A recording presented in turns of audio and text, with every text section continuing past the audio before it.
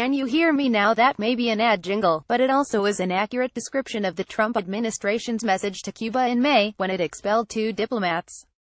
The Washington Post reported last night that American diplomats and their families in Havana had been victimized by a bizarre attack, leaving one person permanently deaf and others in need of medical care. The U.S. government expelled 2 Cuban diplomats in May, after Americans working at the U.S. Embassy in Havana suffered unexplained physical ailments, the State Department said Thursday. A small number of Americans began reporting symptoms at the end of 2016, and a few either were removed for medical treatment in the United States or asked to leave, State Department officials said Thursday. Spokeswoman Heather Nauert linked incidents which have caused a variety of physical symptoms to the decision to expel 2 Cubans, but she did not directly blame the Cuban government for harming the Americans. Nauert's ambiguity is both diplomatic and legal. The FBI opened an investigation into the allegations months ago, and have not yet reached firm conclusions.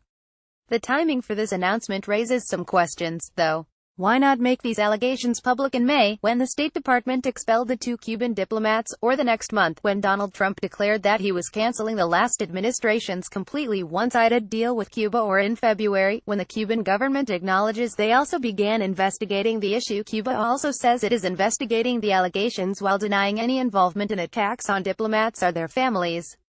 They hinted that the culprit might be another antagonist. The statement from the Cuban Foreign Ministry said it had been informed of the incidents on February 17 and had launched an exhaustive, high-priority, urgent investigation at the behest of the highest level of the Cuban government. It said the decision to expel 2 Cuban diplomats was unjustified and baseless. Cuba employs a state security apparatus that keeps many people under surveillance, and U.S. diplomats are among the most closely monitored people on the island.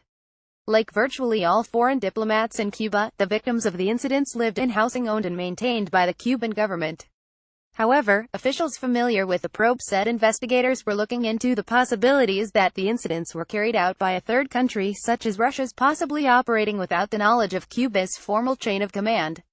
That seems doubtful. Why would Russia target Americans in Havana rather than in a more strategically sensitive country, such as Ukraine? Trump made his hostility to Barack Obama's Cuban agreement plain during the campaign, so there was zero chance that the U.S. would eclipse Russia in Havana at all. That would run a high risk for almost no reward. That's also true for Cuba, but as the Post's Ann notes, the Castro regime has a long track record of harassing diplomats for countries foolish enough to establish diplomatic relations with them. Like the U.S., for example.